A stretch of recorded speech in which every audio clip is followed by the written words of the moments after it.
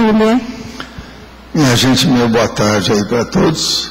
Hoje nós temos o autoabertismo neopensênico, dentro da neopensenologia, que é o ato, efeito ou condição avançada da consciência neofílica, inteiramente predisposta e aberta com sinceridade o tempo todo às pesquisas e reciclagens evolutivas, com alta capacidade de apreensão de neo-ideias. Agora, a holodisponibilidade intelectiva pessoal, a acurácia pessoal do senso quanto ao novo, as autopredisposições às neo-ideias, a apreensibilidade do neoconhecimento evolutivo, o acolhimento pessoal às neo-ideias, o interesse pessoal para as pesquisas ininterruptas. Agora, os arquivos mentais sempre organizados, a abertura da trilha evolutiva, a renúncia à umbiliguidade, o abertismo consciencial omnilateral, a consciência como lupa multifocal, o multiespectro dos ideogramas, o raciocínio polifásico, o campo livre para as interconexões entre os atributos conscienciais, o multi-escrutínio simultâneo, a anticoerção geral. A anticoerção aqui nós estamos falando pegando o processo intelectual. Então, se pega dentro da pessoa, ela se liberta, melhora o processo intrafísico. Agora, nós temos aí toda uma longa série de logias, e no fim, a condição evoluída do autoabertismo neopensênico é o passo definitivo para a conquista da autodesassedialidade, da oficina extrafísica pessoal e da dispersidade interassistencial. Você vive com abertismo neopensênico ou ainda está às voltas com antigas preocupações bloqueadoras das neo-ideias? Por qual razão?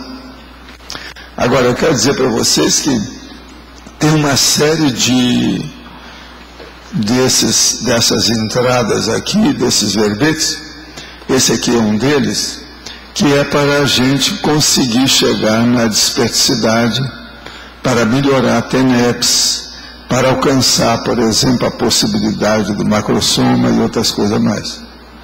Eu quero dizer para vocês que esse é o verbete 1158. Tem 4 páginas, 40 logias, e ele tem 12 máximos, é dos grandes. Mas isso divide ele ter 5 máximos dentro da etimologia, que é complexa. Talvez seja mais complexa que nós já trouxemos até agora em matéria da etimologística. Agora, para aumentar aqui, a politicologia faltam 3 e as tecas também faltam só 3. Vamos ver se a minha chefe aí, se ela vai topar, porque você não vai deixar uma coisa disso, você é a monca em matéria de máximas, você não vai deixar, ela implica com o negócio que é bom. Agora, gente, pergunta aqui. Estou com tremores na língua, que é a fasciculação, e problema de bloqueio no ramo esquerdo do coração, porém, ambos intermitentes. Preciso de uma orientação quanto à possibilidade de tratamento de cura. Meu estado de consciência é normal. Apesar de estar afastado do serviço, estou com outras demandas que requerem igualmente a sala de aula, pois sou professor. E estou respondendo satisfatoriamente. Olha, eu acho que aqui é preciso examinar bem, teria que ver os seus exames de cardiologia. Qualquer coisa aqui era falar com o doutor Eduardo, que nós temos aqui. Tem vários cardiologistas, agora esse é um dos que estão mexendo mais com as minhas coisas. Tem outros cardiologistas, nós temos uma junta de cardiologistas. Agora, o Eduardo Martins, é que seria bom o senhor entrar em contato para ver como são os seus exames e refazer os exames. Eu, de vez em quando, eu saio para fazer exame, eu faço check-up, inclusive check-up do coração, Possivelmente nesse mês de abril, maio ou junho, eu vou dar mais uma voltinha aqui nas proximidades para fazer outros exames, onde tem aparelhos e exame mais avançado para a gente ver o que a gente faz. De modo que esse caso seu aí, precisa de ver esse bloqueio. Isso aí não pode brincar com isso. E o processo da fasciculação, isso aí precisa de ver se tem relação uma coisa com outra. Eu não posso falar nada assim por telefone, quer dizer, por online. Não dá, né? Nesse caso aqui tem que examinar muito e fazer exame da pessoa com circunstanciado, detalhado, com profundidade. A maioria das músicas cantadas dão um nó na nossa autopensenização, pois junta uma dor de cotovelo com uma fantasia. É a chamada fossa. Poderia explicar como algumas músicas geram ou fortalecem bloqueios corticais? Olha, a primeira coisa é a seguinte, você falou aqui, música cantada. Está explicado internacionalmente, para quem entende isso, que o maior instrumento musical que existe é o laringe chakra. É a voz, o canto. Então, é a música cantada. De modo que isso aí mexe, divide os processos da tonalidade, o problema da voz e outras coisas mais. Não existe instrumento melhor do que a voz humana. Por isso que eles sacrificaram os meninos lá para permanecer com a voz fina, aquele negócio todo, castrava os caras. O nome deles era castrates, castrate, quer dizer, os castrados. Agora, isso é uma vergonha, né, esse negócio dos castrates. Hoje em dia eles não estão fazendo mais, parece que não estão, a gente nunca sabe. Agora, o que é o problema da música? A música, ela pode fazer bloqueio, sim, cortical. E outra coisa, só esses dias aqui, nos estudos nossos, quantas pessoas falaram que estavam ouvindo música sem querer mesmo? Tem muito disso, porque o problema fica embrenhado dentro dos processos dos nervos intracranianos, são 12 pares, né? Ali fica enrolado. E aquilo mexe com os processos da sinapse, das áreas corticais, etc. Agora aqui, fiz o curso de imersão progessoterápica nesse final de semana passado. Fiquei um pouco desapontado por não conseguir perceber sinaléticas energéticas e variações do campo. Apenas no momento que fui energizado, senti a pulsação do campo. Em outros cursos, meu desempenho foi melhor. O que está havendo de errado comigo? Seria bom você perguntar para você mesmo o que está havendo de errado. Se nesse curso, nessa temporada, você não está bem, tem uma causa. Se os outros você sentia, por que você não sentiu dessa vez? Ainda mais num desse, que é curso de imersão psicoterápica, você tinha que ter sentido mais do que nos outros lugares. Então o problema é seu. Tem que ver o que há com você. Se você está tropeçando nas próprias pernas, do ponto de vista parapsíquico. Tem que ver o problema de energia, se houve algum acidente, se houve alguma interferência mais séria. Isso aí tem que ver. Um bom músico poderia ressomar sem aptidão musical. De igual maneira, se a consciência na outra vida possuiu algum tipo de vício referente a toques, ela poderia, na vida atual, não ser consumidor, usuário, viciado, nem apresentar nenhuma tendência a ser. O que o professor atribui isso? Ao processo do cérebro, das áreas cerebrais. Isso é um problema da genética. Uma pessoa pode ter uma opção de coisa numa vida e não ter na outra. Outra coisa. Numa vida a pessoa ganhou vários prêmios de Olimpíada de corrida. Nessa ela vem com um pé torto. Acabou, já mudou tudo. Não adianta, é a mesma coisa. Aí o problema todo que a pessoa tem, tanto para mais como para menos, tanto para a parte patológica como a parte também, vamos dizer, homeostática. Então isso varia de acordo com o soma, quer dizer, o corpo humano, a herança, o processo da genética, a hereditariedade. E ver como é que a pessoa se adaptou a isso. Junto com o processo da hereditariedade, existe uma coisa muito séria, que é a mesologia, como é que a pessoa saiu com isso, se ela se deixou levar, se pegou a canga do defeito, ou se conseguiu superar alguma coisa do defeito. Tudo é um processo de validez e invalidez física. de acordo com os tipos psicológicos estudados na psicologia analítica, me enquadro em INFP, ou seja, Introversion, Intuition, Feeling and Perception. Reconheço que algumas características psicológicas desse tipo correspondem à minha personalidade. Qual a visão da conscienciologia em relação aos tipos? Não, todos esses estudos ajudam muito. Apesar da singularidade, as consciências possuem características grupais de manifestações? Sim. É o problema da afinidade, da empatia. Isso sempre tem. É do rapport interconsciencial. Se a resposta for sim, o professor poderia discorrer sobre as características dos grupos de manifestação? Por exemplo, eu estou trabalhando com os grupos que têm uma percepção, que é a perception mais avançada. E outra coisa, não são introvertidos. A maioria aqui é extrovertido. Para me aguentar, tem que ser mais extrovertido. E outra coisa, tem que ter uma percepção maior. Intuição é uma coisa secundária. Feeling também é secundário. Mas, às vezes, o feeling é importante porque mostra o problema físico que predispõe o parapsiquismo da pessoa. É por isso que a maioria dos artistas são médiums, são sensitivos. Só que tem que a maioria é desequilibrada, né? Que não estuda o processo. Então, veja, introversion é uma coisa negativa, intuição é positivo, feeling é mais ou menos, depende do que é, percepção é uma coisa positiva. Então, esse processo da análise psicológica pelo INFP, né? Agora, eu não gosto dessa palavra INFP em inglês, parece outra coisa, né? Isso aí não é bom. Então, a gente não usa, tá certo? Eu estou só falando aí para o meu amigo, porque eu acho que ele não desconfiou disso. Eu não vi porque ele está usando claramente aqui. Em inglês, pega bem. Feeling and perception. Agora, em português, não é bom.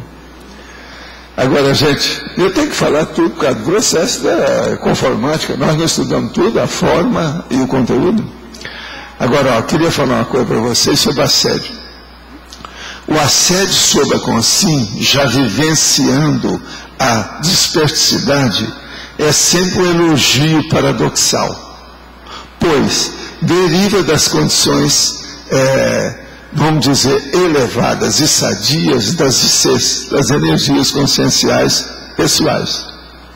A assimilação das ICs homeostáticas sempre ajuda as consciências. Então, vocês estão entendendo? Eu vou repetir. O assédio sobre a consciência, que já vivencia a dispersidade, é sempre um elogio. Entende? Paradoxal. Pois deriva das condições elevadas e sadias das energias conscienciais pessoais que vão engolir o assédio. Então, a pessoa que vai atacar o vespeiro e que não está munida de máscara, ela vai receber uma série de picadas de marimbondo. Tá certo? Não tem jeito. No caso aqui é o contrário. Não é patológico, é positivo. A pessoa mexeu com a usina de tempo, ele pode receber um pequeno choque para cair em si. Tá certo?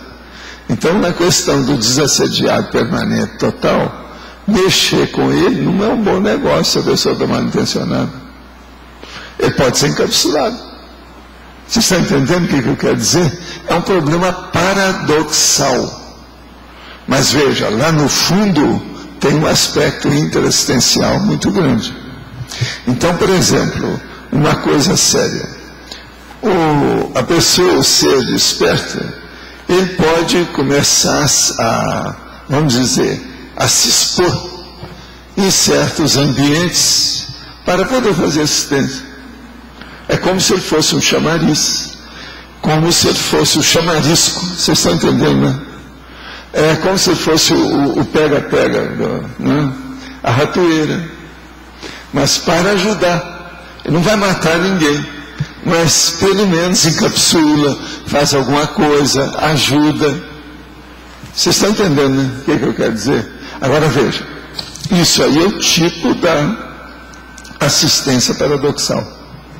É aquilo que a gente fala sobre a cosmoética destrutiva. A mesma coisa, paradoxal. Vocês estão entendendo bem? Eu quero que vocês comecem a entender essas nuances do processo da assistencialidade. Mas o que você quer falar? Uma parafatologia, eu queria que você aprofundasse na quinta e sexta linha, o paracético prismático. Mas é mais para aprofundar, porque o prismático eu sei o que é. O prisma aí seria refletir para vários lados, vamos dizer assim. Quer dizer, ele vai ter conexão de vários sentidos. Não, o prismático, quando eu falo, é a hora que a pessoa ela é atacadista, ela é cosmovisiológica, ela é interdimensional, muda tudo. Esse que é o prismático. Que eu falo que toda consciência é poliédrica. Agora, a mentalidade prismática é uma coisa ainda mais avançada lá dentro do poliédrico. É a pessoa que já tem, olha só, atacadismo consciencial, autoparapsiquismo, cosmovisiologia.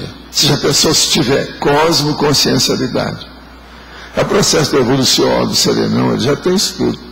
Agora, para isso, é indispensável, é lógico, você já me falou que tem que ter um parapsiquismo de alto nível. O parapsiquismo, vamos dizer, é a pedra de toque, é o essencial. No caso aí seria o mega trafor. Você está entendendo?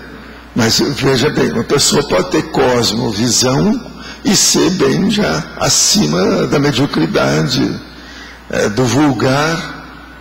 Tem que pensar isso, entende? Mesmo sem parapsiquismo, já começa a aparecer aí o processo prismático, o paracérebro prismático. Vocês estão entendendo, né? O que nós estamos falando? Agora, na fatologia, na página 25, se começa lá na segunda linha, né? Abertura consciencial unilateral, depois a consciência como lupa multifocal, o multi-espectro ideogrâmica. Parece que mais ou menos... Depois tem um raciocínio polifásico. Mas é mais o raciocínio polifásico, o paracérebro prismático estão assim, ó, tudo junto.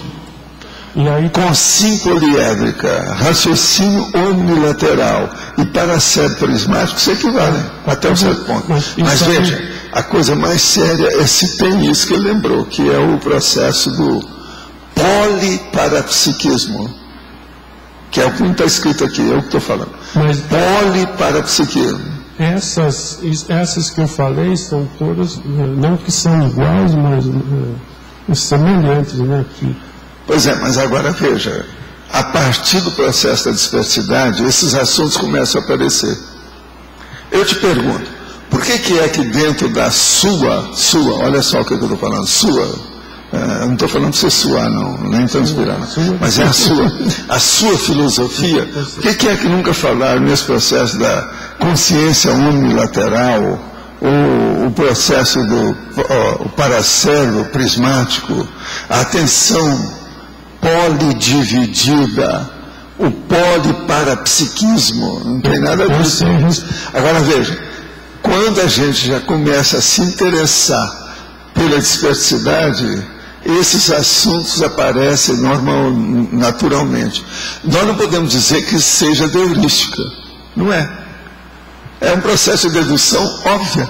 Mas eu sei responder por quê. Porque eles... Você está entendendo o que estou falando? Não é óbvio isso? Eles não chegam a isso, porque ainda são curtos, né?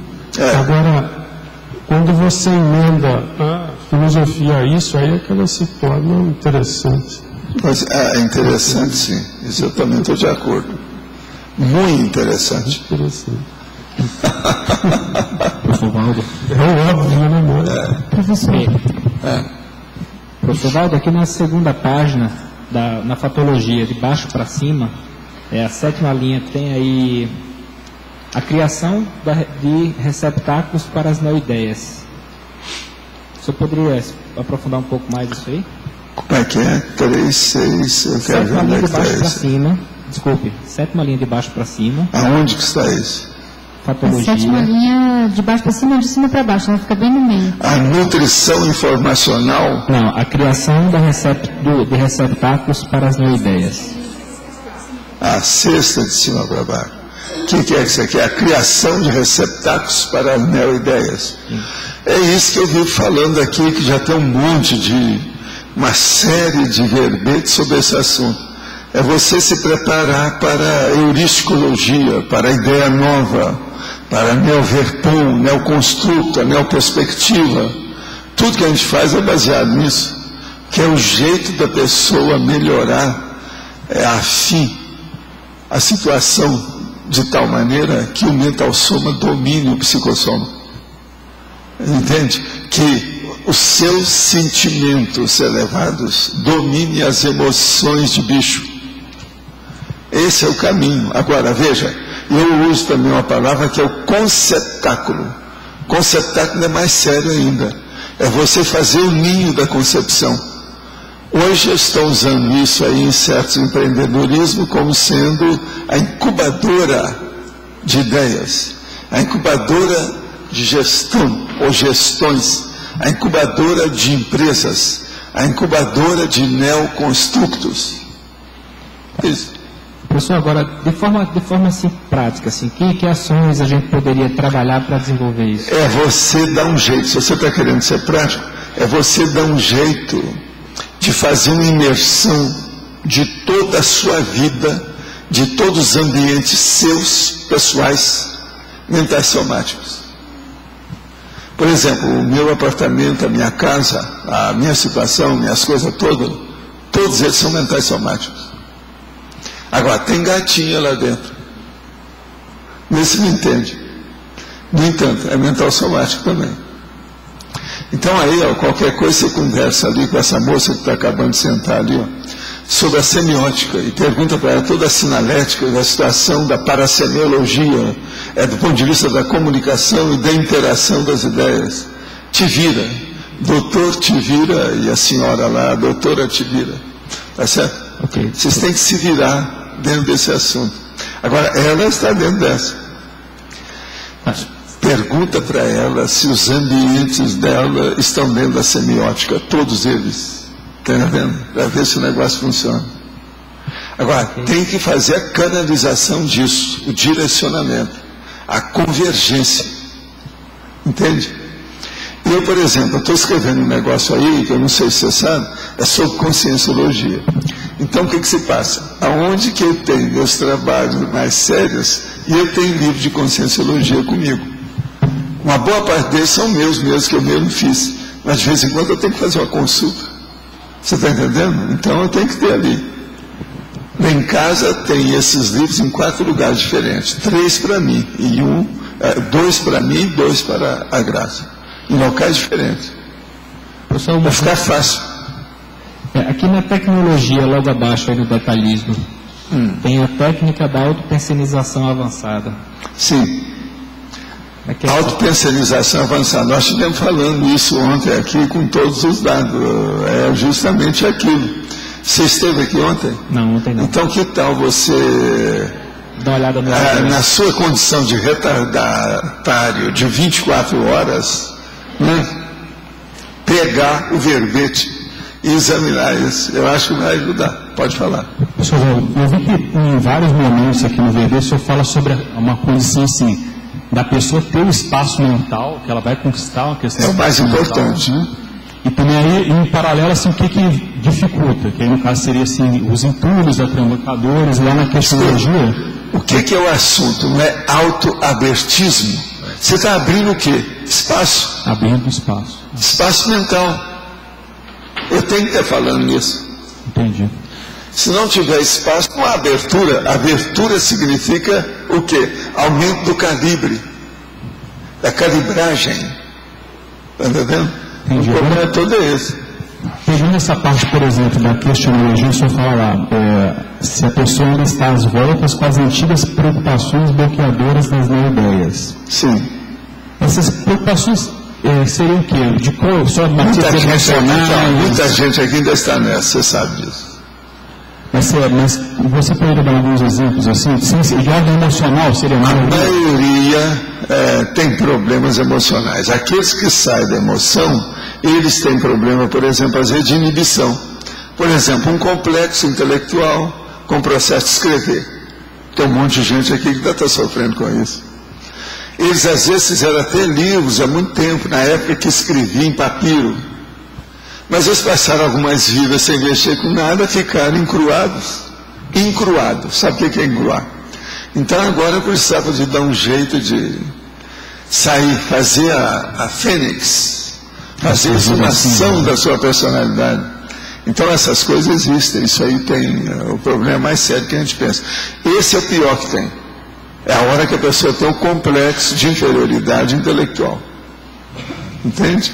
Por exemplo, alguns desses que falam aí para mim que os verbetes e os debates aqui estão ficando muito elevados, avançados, está na cara que tem isso.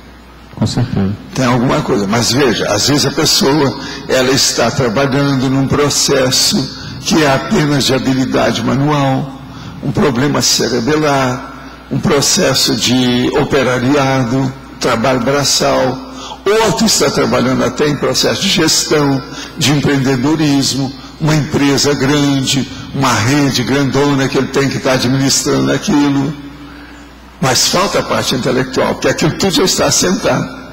Não há muita criatividade, é um processo de manutenção. Então uma coisa boa para você estudar seria ver a manutenção renovadora.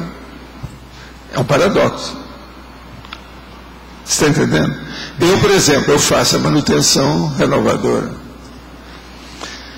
O problema de eu ter, agora, eu vou completar daqui 2 semanas 77 anos.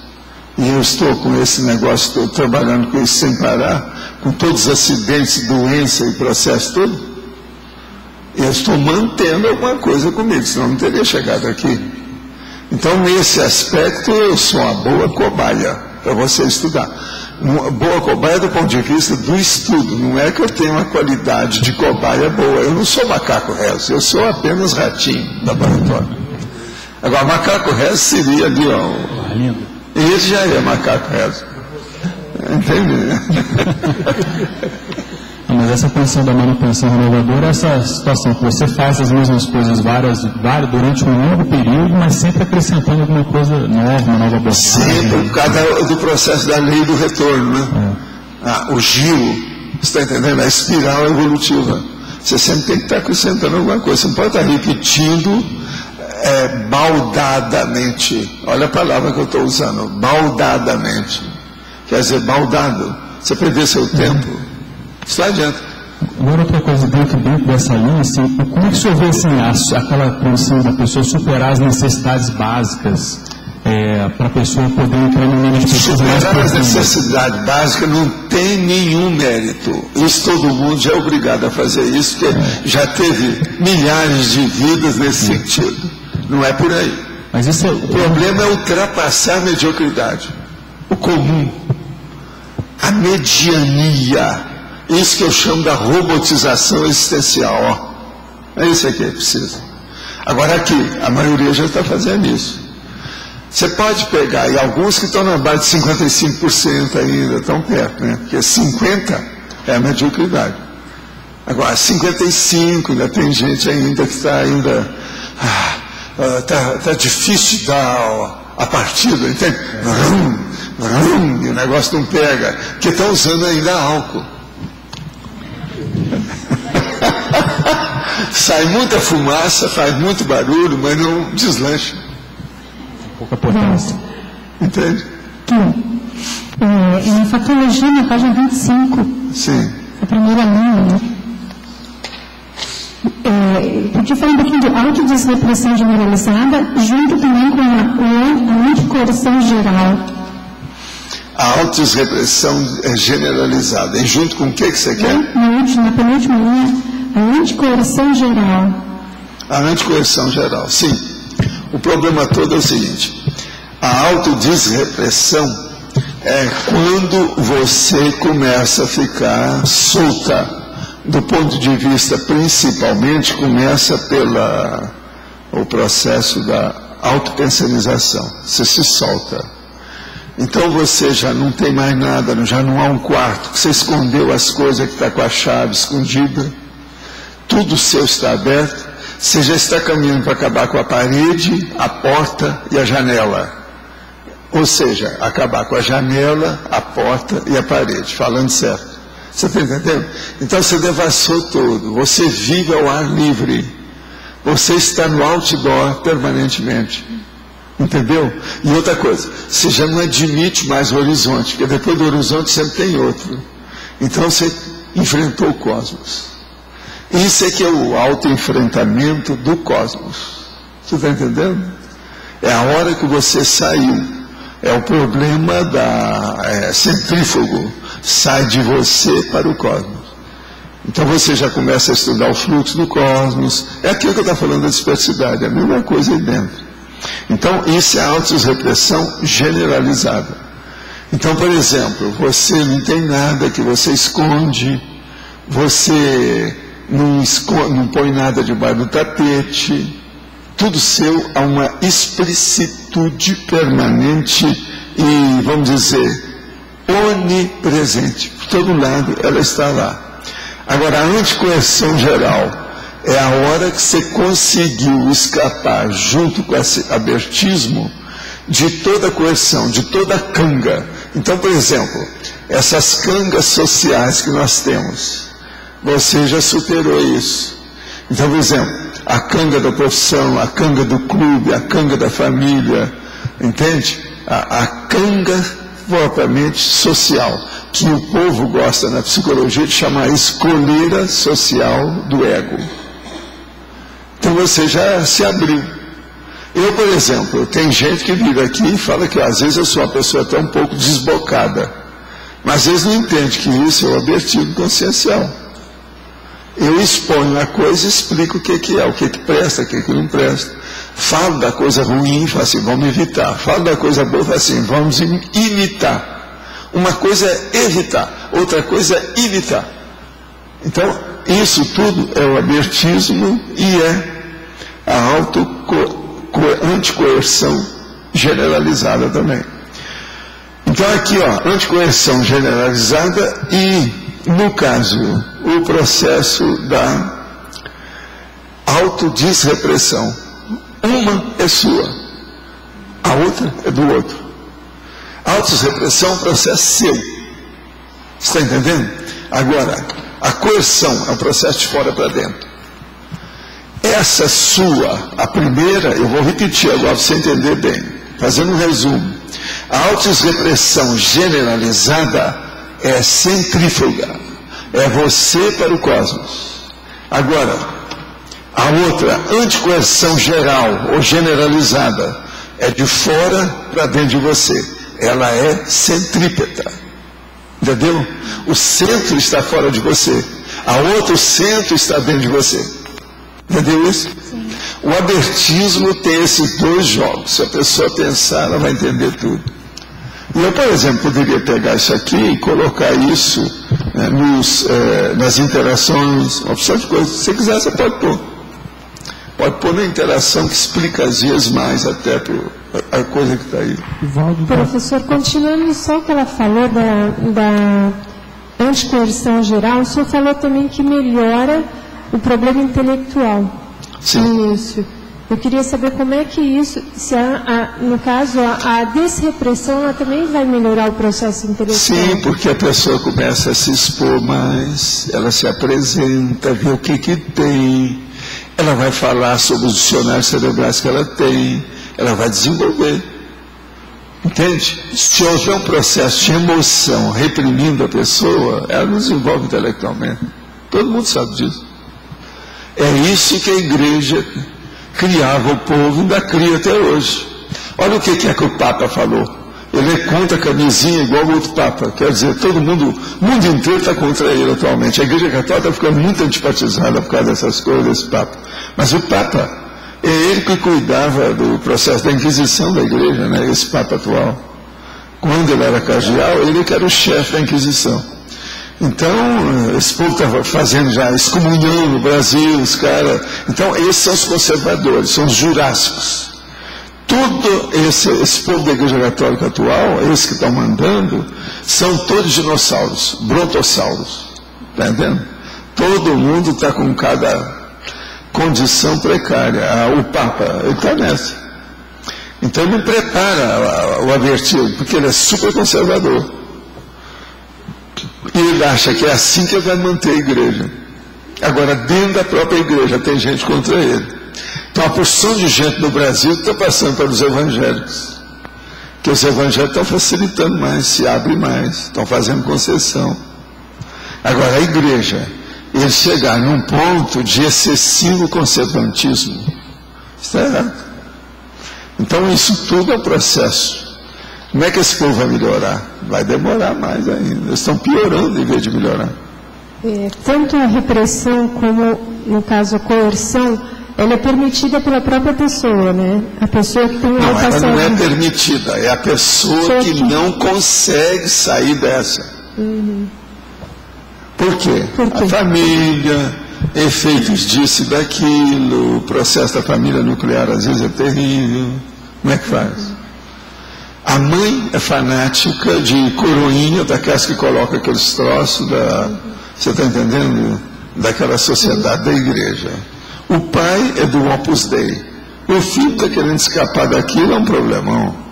Isso é coerção. Aí a coerção social dentro de casa. Essa é a pior que tem. A coleira social do ego debaixo do próprio teto. Agora veja, esse pai às vezes é um carrasco, é um cérebro. E a mãe é uma fanática. Então isso aí é um problemão. Estou te dando um exemplo que é muito mais comum do que a gente pensa. Possivelmente você deve ter conhecido gente assim. E é duro isso aí, porque você vê aquela criança que às vezes já está na adolescência, está querendo ficar um pouco mais livre, e não pode, de modo algum. É um senhor problema.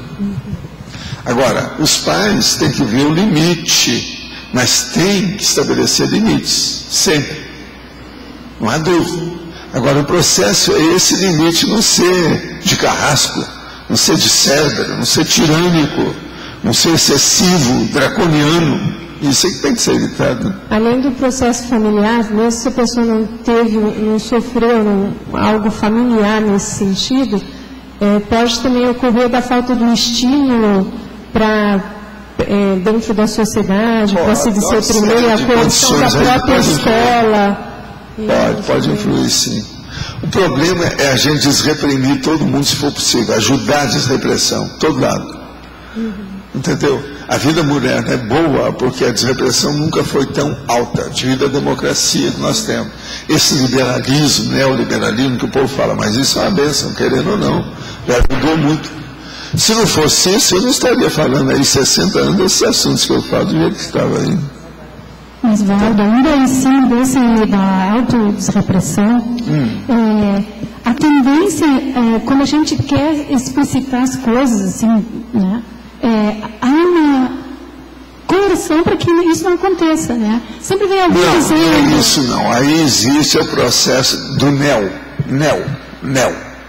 Neo o que é? Coisa nova. É a neofilia.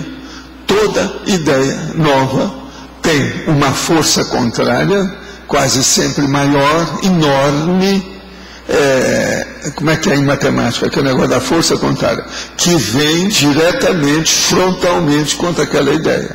Aquela ideia, como está começando, ela é apenas ainda um fiozinho que está chegando, uma chama que está crescendo. Então, toda ideia nova, que é a Neo-Verpont, ela é combatida pelos conservadores e jurássicos, que são os fossilizados, são os fósseis. É a turma do Cro-Magnon, é da pedra lascada. Existe sempre esse. Por exemplo, a Igreja Católica é assim, as religiões são assim. Olha Israel, Israel também é assim, um conservantismo excessivo. Eles estão usando ainda o Código de Hammurabi com a pena de talião, quer dizer, é uma loucura, coisa de bicho. No entanto, são os judeus, os mais inteligentes que tem dessas etnias todas. Como é que você sai como é que você dorme com um barulho desse? Mas é lógica, baseado nos fatos, o negócio está aí. O maior número de prêmios Nobel são de judeus, tá certo? No entanto, eles é que são os que defendem mais a pena de talião. Cabeça por cabeça, olho por olho, pescoço por pescoço, vida por vida. Tá aí. Vingança, quer dizer, um problema de bicho. totalmente de bicho. Agora, eles é que faz assim com os primos. Persegue os palestinos há quantas décadas que eles já estão lá em briga. Os palestinos, então, enrijecem o negócio, fica pior. Joga lá, eles não têm muita força militar, manda os foguetinhos lá, de vez em quando os catiucas, aquele negócio todo, e fica só nisso, né? Joga pedra nos blindados, quer dizer, aquilo eu acho uma coisa de doido. Aquela meninada, tudo jovem, jogando pedra em blindado. O que adianta isso? Aí então eles começam a pôr bomba no corpo, que é o jeito. Não tem um canhão grande, ou qualquer desses princípios que tem aí de mandar um míssil, um emissor de míssil grandão para mandar as bombas, eles colocam no próprio corpo e vai lá. Esses são os mísseis. Quer dizer, uma loucura total. E outra coisa, eles são primos uns dos outros, em matéria de etnia. Então você veja, estuda, a gente tem que entender como o problema de conservantismo é uma coisa peçonhenta, venenosa, patológica, horrível. Por isso, nos Estados Unidos, todos os conservadores são problemáticos. A turma mais aberta é melhor. O Bush era conservador, queria manter o dinheiro do negócio. Já esse que entrou, ele não é, mas está começando a ser. Já chamaram o cara de Black Bush. Essa mesmo. Agora, gente, aqui. Esse final de semana eu participei do curso Imersão Consciencial Terápica e busquei analisar autoabertismo neopensênico. Sempre faço isso, na verdade. O mais engraçado é que sou aberto à concepção do neopensênico, imaginar sua existência, mas tenho muita dificuldade de incorporar um novo pensênico. O que eu poderia fazer para assimilar eficazmente o neopensênico positivo? A primeira pessoa é colocar um autoexame maior da sua pessoa. Primeiro comece examinando esses detalhes aí. Qual que é o neopensênico que você admite e qual aquilo que você não admite? O que você acha que você tem autoabertismo neopensênico? E por que é que você não incorpora isso dentro da sua existência? Tem que examinar por quê. Agora, segundo, participar da Conscius e ser com 5 cobaia, para ver o que dá, né? Mostrar o que é. Você mesmo escolher, por exemplo, uma folha de avaliação do conscienciograma e se submeter à apreciação, né, dos pares, do povo que aparecer lá, dos colegas do curso. Agora aqui, de que modo a Editares pode favorecer e ajudar o povo que tem complexidade e inferioridade intelectual? Arranjando um jeito de livro mais barato. A hora que tiver mais dinheiro, fazer uns livros mais baratos. Mas olha, a Editar já está fazendo isso há algum tempo. São as edições gratuitas que nós já distribuímos para essas universidades, tudo quanto é lado aí. Edição gratuita de centenas de volumes desses grandões de 1.584 páginas. Nós já distribuímos milhares. Mas além dessas edições gratuitas, a Editares também doa muito livro, né? Só ano passado a gente deu mais de 1.000 livros. Sem contar a edição gratuita. Foi, né? Pois é, nós estamos caminhando para isso, a coisa está indo. Pouco a pouco. Agora, ó, ele acabou de me dizer ali, o meu chefe da Editares, para você, meu amigo, que é bom você ajudar a Editares. Ela está preparada para a sua ajuda. Que tal você dar alguns exemplares para serem distribuídos? Ou o seu livro você dá também, se é que você já tem livro, ou se é que já está na bica para ter. Inclusive, você sabe, senhor, que o Arlindo está ajudando no Editares também, está trabalhando lá. Arlindo? É mesmo? Quer dizer que agora vocês vão longe. Agora ninguém segura Editares. Valdo, então vocês vão longe. A gente entendeu a pergunta errada. A gente achou que ele tem dificuldade de escrever e não... De quem? Da pergunta. Escuta, eu vou ler tudo de novo. De que modo a Editares pode favorecer e ajudar o povo que tem complexidade e inferioridade intelectual? Primeira coisa, distribuindo os livros para o povo ficar bom, para depois virar autor. Primeiro tem que atender o leitor, porque senão como é que é? Eu acho que eu não entendi tão errado isso aí não. Gente, não existe livro sem leitor. Se uma pessoa faz um livro para ele, chama álbum, chama diário, não, chama diário, mas ele é leitor.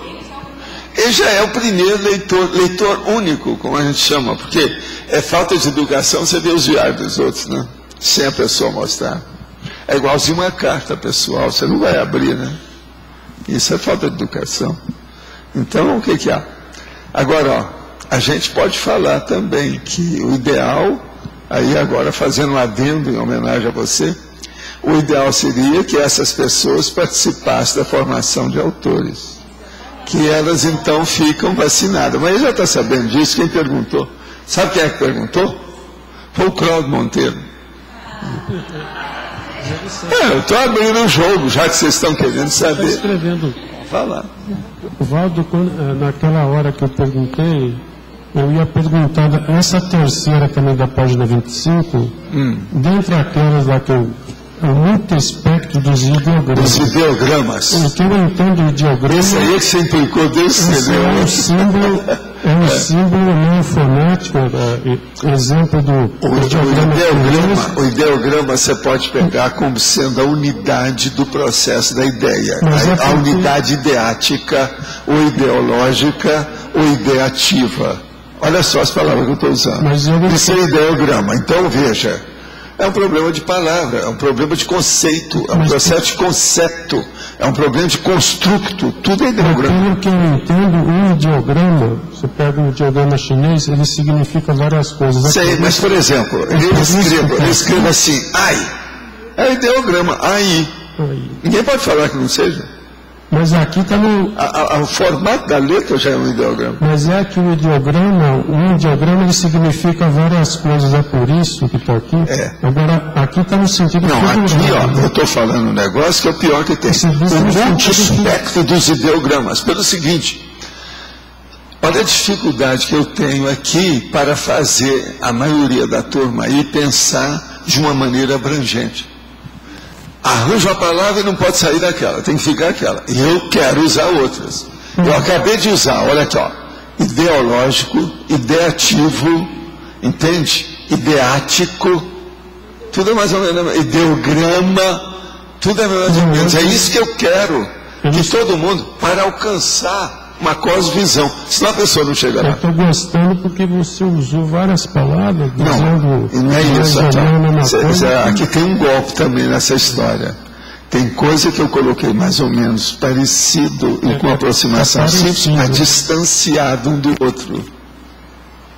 Você entendeu? Você viu isso, Rosa? É de propósito, eu dou esses golpes. Presta atenção. Aí, ó, na página 25, eu usei lá, logo na primeira linha, a autorrepressão generalizada. E só fui falar na anticoerção na penúltima.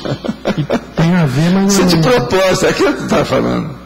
É de propósito, para difundir o processo da ideia. Agora, ó, o que vocês aí, uma porção de gente, pelo menos, uns 50% da turma, precisava de ver mais, é o tesouro da conscienciologia. Eu fiz esse tesouro há muitos anos, mas é que hoje nós temos tanta ideia que não dá. O que é o tesouro? Nada mais é do que um dicionário, onde você mostra todos os tipos daquela ideia, todas as palavras que tem, mas qual a palavra que deve ser usada, que é a melhor delas. O tesouro é para isso. Mas agora, ele, até um certo ponto, é problemático, porque as pessoas, às vezes, do jeito que nós estamos desenvolvendo, que é uma paraciência nova, todo dia vai ter neologismo. Então, o tesouro sempre vai ficar defasado. É como se houvesse uma inflação de ideias novas. Então, não adianta nada você dar um preço para as coisas. Todo dia vai aumentar o valor. Você está entendendo o que quer dizer? Por isso que é que eu nunca publiquei o tesouro. Eles sempre ampliaram sempre. Né? Pois é. Atualmente tem mais de 5.000 neologismos básicos. Se você tirar, por exemplo, que tenha 1.000 neologismos, já é muita coisa para uma ciência nova igual essa. Mas ajuda quem está começando? Mesmo que tenham palavras novas, ajuda quem está começando. Tá, é isso que eu estou fazendo através dos verbetes. Os verbetes estão trazendo tesouro todo dia. Eu explico o que é o processo da sinonimologia, a situação toda. Agora, mais tarde, quando isso é sentado, depois dos 2.000 verbetes, a gente pode estudar em fazer aí o tesouro do jeito que precisa, com todas as coisas nossas. Seria o tesouro da conscienciologia. Eu já cheguei a difundir um pequeno, há muitos anos. Instituto. E eu tenho umas curiosidades, se você pode. Hein? Eu tenho umas curiosidades para perguntar. Você coloca a data desse novo neologismo? Não, porque a data eu acho secundário. O processo da acronêmica é secundário no caso desse. Preciso de ver a vigência, se está em vigor. E o decaimento, como é que você mostra? Eu só mostro o processo de calendário dentro do timeline para certos fatos, mas palavra é bobagem. Primeira coisa, existem palavras que eu crio que eu não acho que sejam novas. Já tem palavra que eu já falei nela, tem em outras vidas. Só tem que era outro idioma, outra situação. Então, você vai falar o quê? Isso aí é uma coisa secundária, não é bem assim não. Agora, o que a gente precisa falar no timeline, que é o processo do, entende? O problema do tempo. A parte cronológica das ideias, isso a gente precisa, dos fatos. Mas agora, matéria de palavra, isso é secundário. O que interessa mais é a etimologia. A etimologia, sim. Agora, todo mundo que for examinar vai ver essas ideias novas, uma boa parte. Tudo aí, a etimologia é nossa mesmo. Amanhã, quando for fazer uma série de etimologia de certos... E outra coisa, a maioria são acrônimos que eu criei. Por exemplo, TENEPS, Cosmoética. Entende? Tudo é desperto. São acrônimos. Eu juntei as palavras para a pessoa ver. Então isso aí é para ficar fácil. Dentro da tecnologia hoje moderna, é mais acessível para o povão, o acrônimo. Por isso que eu crio muita palavra assim. Agora, TENEPS, desperto, cosmoética. Eu estou dando 3. Isso tudo foi eu que criei. Isso não existia. Eu tenho um outro comentário. Quando fala de neofilia, abertismo, eu vejo que eu às vezes tenho uma percepção do ponto de vista teórico muito mais ampla e na prática eu vou engastalhar exatamente porque a pessoa tem uma visão curta, ela tem uma monovisão. Eu falo já com uma acepção cosfisiológica. A pessoa pega aquilo dentro da monovisão que ela tem. Com o tempo ela amplia aquilo. Agora, eu não posso forçar a barra no início, tem que ir devagar. Se ela já assimilar a ideia nova, já é alguma coisa. Agora, a ampliação e o aprofundamento dessa ideia nova é com o tempo. Isso a gente não pode esperar fazer tudo simultaneamente. Ela assimilar, ela aprofundar e ela expandir aquilo do ponto de vista da interdisciplinaridade. Você queria muito, você está entendendo? Não dá. Só convivência, né? A natureza humana não dá. Gente, pois eu não estou trabalhando aí esses anos todos para ver se a gente tira pelo menos o processo do erro lógico das pessoas. Que elas não sabem assimilar o erro lógico. Uma boa parte nos pode. Agora veja, uma boa parte, a culpa disso é da própria ciência. Né? E outra coisa, eles também não são tão culpados, porque já fizeram isso para ficar mais fácil. Porque senão ninguém vai entender a própria ciência materialista, a física, esse troço todo.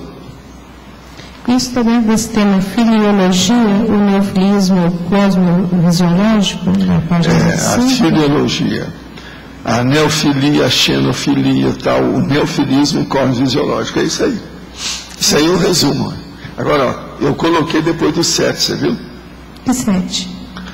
São 7 itens de filia. É o máximo. Máximo de filha. É o máximo. Agora, ele é o máximo do máximos. Sabe como é que é? O máximo dos máximos. É ele. É o mega máximo. Maximiliano. É 1000. Mas ali é milhão. É o Maximiliano. Né? É o milhão, max de milhão. Eu queria perguntar assim, é um alinhamento que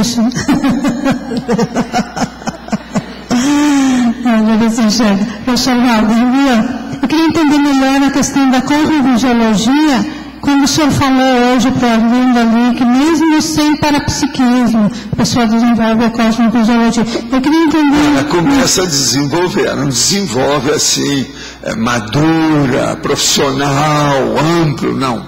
Ela deslancha. Ela está engatinha ainda, mas ela já está abrindo o caminho. Entendeu? É pelo discernimento, é isso? É o discernimento, é a prática. E outra coisa, ela cria marcas, ou seja, ela fica cheia de cicatrizes. Então, essa cicatriz ajuda a pessoa a ter a cosmovisão. Entendi. É experiência. Pela vivência. Acúmulo de experiência. Tá. Pode pegar aí, está aí perto. Falando em cicatriz, então, essas cicatrizes que a gente traz no soma ou no psicossoma, que vão ajudar a vincar uma determinada ideia ou retomar um curso, é disso que você está comentando agora? Nós precisamos disso. Uma pessoa, por exemplo, quem é que tem mais cicatriz? Eu já falei isso aqui esses dias. Serenão. Ele que tem mais cicatriz no psicossoma. Agora veja, ele vai perder o psicossoma porque está cheio de cicatriz, não interessa mais, não presta. Então, se o psicossoma de vocês é muito bonito, ainda falta muito ainda para deixar a terra. Isso é óbvio, E quando se tornam estigmas somáticos? Como é que é? Quando nós temos, então, estigmas somáticos. O estigma somático, isso aí já é outra coisa. Isso aí é o processo da patologia da pessoa de uma vida para outra, ou de várias vidas para uma outra. Para ficar liberado disso. Intervisão grupo karma, fazer a recomposição perante todo mundo. Sempre tem gente atrás. Não existe cicatriz muito profunda no psicossoma sem outras pessoas enroladas. Sempre tem. Há um envolvimento. Isso é a vida. Quando você comentou que eu tenho um estigma somático e você comenta comigo que pode ser tipo um câncer, né? Você já comentou isso comigo uma vez. Eu posso comparar isso a essa situação. A liberação, por exemplo, eu às vezes percebo algumas pessoas que estiveram envolvidas com processos em outras vidas. E passei por elas nessa vida, elas estão repetindo o mesmo processo. E você está começando a se despertar, já abriu um olho. Isso. Já alguma coisa. E me desvencilhar desse processo. Todo mundo aqui está abrindo pelo menos um olho, já é uma grande coisa. E além da questão da assistencialidade, a questão da autoassistência, como é que ela pode ser melhor otimizada? Aí é o problema de se auto-organizar, né? Fazer uma organização severa o tempo todo, trabalhar nesse sentido e ver as próximas etapas. E seguir uma lei que eu vivo falando aí, a lei do maior esforço. Essa é que nós precisamos mais. Que a maioria está acostumada com a lei do menor esforço, que é empurrar com a barriga, é a preguiça mental. Isso aqui é o ruim. Agora hoje não, a gente já está começando a ter aí as pessoas que estão trabalhando para superar através da lei do maior esforço. Mas olha, tem gente que acha ruim isso. Um dia desse mesmo aí eu vi. Uma das pessoas estava aqui perguntando, falando sobre o processo que a gente falou sobre sacrifício e renúncia. As pessoas acharam ruim. E depois vieram me falar lá embaixo, não, mas esse negócio de renúncia e sacrifício, isso é coisa de igreja católica, que não sei o quê. Eu falei, não, senhor. É processo da conscienciologia. A gente tem que sacrificar para poder ajudar os outros, às vezes é necessário. Agora, o sacrifício tão pequeno que vai dar tanto resultado, por que não? É um bom negócio. Então tem certos empenhos que o povo ainda não entende. São mega empenhos. O povo ainda não entende isso. Esses dias tem uma pessoa que foi falar lá comigo lá embaixo. Assim, eu estou ponderando uma coisa, mas não deve. Eu falei assim, olha, você já estabeleceu um limite para as suas conquistas. Está errado. Sai dessa. Como é que você quer chegar a ser desperto desse jeito? Como é que você quer evoluir com a internet assim? Não tem jeito. A gente tem que estar preparado para o que daí vier. Os fatos é que orientam a pesquisa. Agora, a priorismose, a pessoa ficar com esse processo estagnado, fossilizado, paradão no tempo, isso é engessamento. A pessoa está congelada. Agora, ela tem que sair disso, da apriorismose. Caminhar, evoluir. Então, é isso tudo que nós temos que combater. Apriorismose, interiorose, o problema aquele processo de recolhimento íntimo, fechado numa torre de marfim, tudo tem que acabar. Agora aqui, o professor concorda com Schopenhauer que o mundo é vontade e a memória é serva da vontade? A vontade do albertismo esbarra sempre na mesologia? Não, eu falo uma coisa ainda mais séria. Eu não falo que o mundo é vontade. Eu falo que a vontade é a maior força que a consciência tem, porque o mundo não tem vontade nenhuma. Isso é besteira de Schopenhauer. O modo de expressão não é muito correto. Agora, a memória é serva da vontade, sim, mas tudo que a pessoa tem é escravo da vontade. A vontade é que determina. Agora, o que qualifica essa vontade é a intenção. Isso eu vi falando aqui.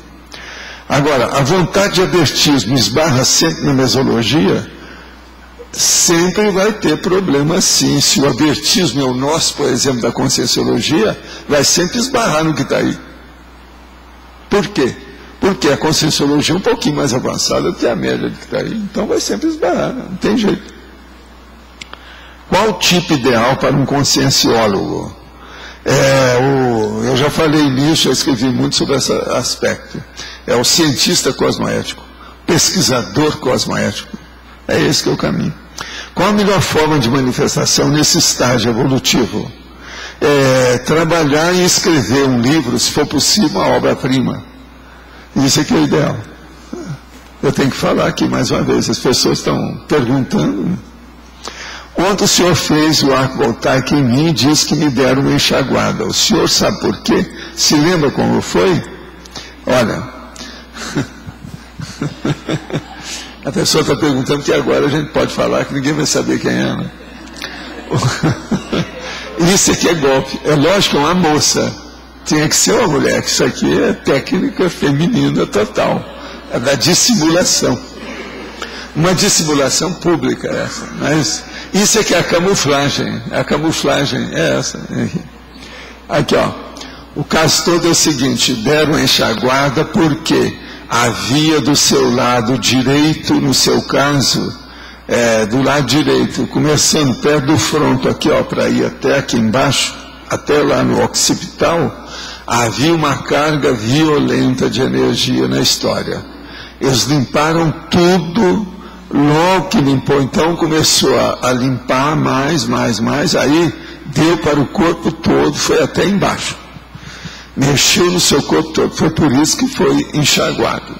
Agora, outra coisa, esse processo aí não foi assim de dias, não.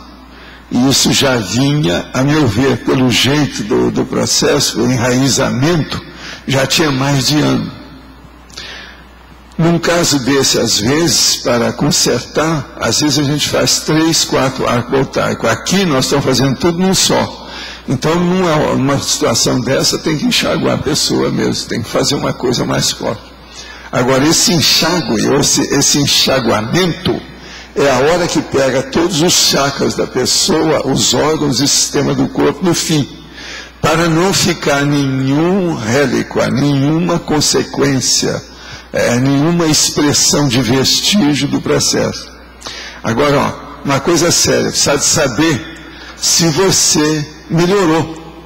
Depois de algumas horas, o que você sentiu de novo, para ver se isso estava mexendo com alguns dos seus sistemas orgânicos. Isso a gente não sabe o que aconteceu. Agora aqui, tenho usado megapensantes trivocabulares na TENEPS. Como o senhor avalia a aplicação de megapensantes trivocabulares para adicionar as bioenergias? Por exemplo, inimizade não, reconciliação. É uma boa. Isso aí sempre vai ajudar. Por quê? É um processo pontual, menor, sintético, que a ideia está concisa e compactada, ajuda a pessoa a entender a coisa mais rápido. Então vale a pena. Como qualificar o meu abertismo neopensênico? Poderia comentar o binômio abertismo consciencial, primener pessoal? O problema todo é o seguinte: você começa a ver o que é que melhorou desde que você veio para cá. O que já melhorou dentro de você? Suas emoções, seu modo de pensar, o modo de você vivenciar a sua vida hoje. Como é que você está experienciando a sua vida do dia a dia? Aí você vai ver o nível do seu abertismo. Agora, abertismo consciencial e primané pessoal. Quando a pessoa começa a abrir o problema consciencial, ela começa em outras coisas gerais e comuns da vida dela. Com o passar do tempo, ela entra no parapsiquismo. A hora que entra no parapsiquismo, ela começa a movimentar e a vivenciar os processos da energia consciencial. A energia consciencial vai mexer na primener, que é a primavera energética. Então, o que se passa? Com o passar do tempo, a pessoa vai ver o que a gente chama de primener, o que chama de cipriene, o que é o extrapolacionismo parapsíquico. Isso é com o tempo. Primeiro ela tem que dominar o processo físico, os problemas orgânicos, o grosso, aquilo que é o normal da vida, do dia a dia. Depois ela tem que entrar nas energias e no parapsiquismo. A hora que ela entrar no parapsiquismo, ela vai chegar no processo da primener, do cipriene e do extrapolacionismo. Sr. Valdo? Sim. Aqui no B. Valdo, minha tendência sempre foi mais de introversão, né? Eu estou num processo de querer e trabalhar para ter mais abertismo. Então, o que eu estou fazendo hoje é investindo na questão da docência. Você está certíssimo. Questão do cursinho Agora, por que você entrou na introversão? Você sabe por quê? Foi aquilo que você me falou. Não, mas já era. Quantos anos era? Mas já era antes. Pois mas você já pegou isso aí, é que prejudica mais. Mas eu já tinha essa tendência. tendência. Intensifica a predisposição da pessoa. Mas eu já tinha essa tendência já. Pois mas era pouco. Com a idade o negócio ficou pior. E é o contrário que tinha que acontecer. Quanto mais a pessoa cresce, mais aberta ela fica, mais solta, mais leve. A hora que ela se fecha, ela fica mais pesada. Você está entendendo? O problema aí foi esse. Isso é uma consequência natural. É que eu vejo que já tinha esse temperamento dele. Tinha, mas escuta, um processo desse seu pega aquilo que é ruim, piora. Entendeu, não?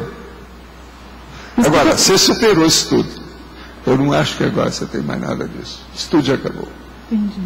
Mas o que eu posso fazer mais para intensificar o abertismo? Eu penso que seria bom você participar de curso, ajudar a fazer curso aí cada vez mais para participar. Você expor, outra coisa, debater, entrar nessa reunião que tem de debate domingo. Expor essa questão também? Não, isso aí é secundário, isso aí já era. É igualzinho, por exemplo, se eu vou falar, por exemplo, quando eu era pequeno, eu cortei o pé no caco de garrafa. Isso é besteira, não interessa. Interessa é agora, o que é que está acontecendo? Então, hoje o que eu estou fazendo é participar de curso em cobaia, docência, interagir mais, fazer mais amizade, mas eu quero, assim, agilizar mais ainda essa situação. Não, você está no caminho, devagar e sempre. Calma.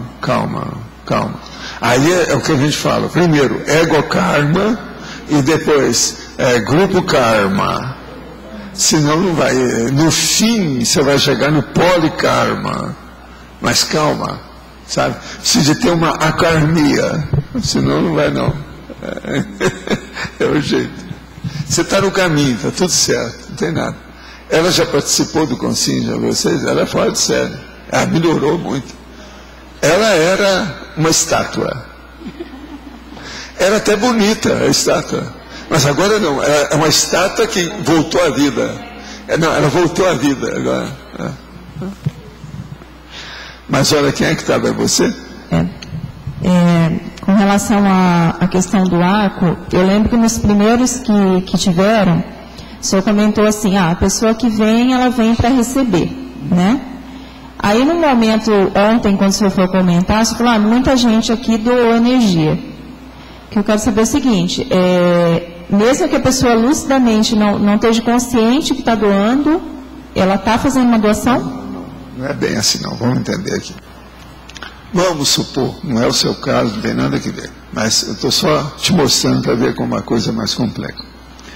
Uma pessoa vem com assediador, o assediador está à distância, ele chega aqui, o arco voltaico, antes do arco voltaico, tem o processo do lava-jato, uma opção de coisa que tem de defesa.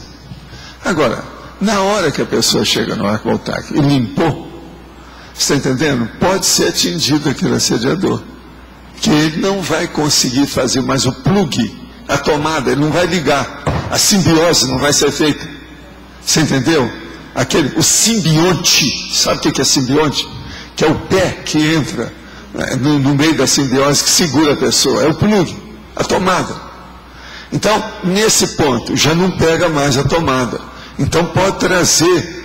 E, uma coisa séria, como a pessoa está melhor, conforme a situação, as energias que vão ser dadas não são só minhas, dos amparadores, ou dos assistentes ou doadores presentes, mas também da própria pessoa que era vítima.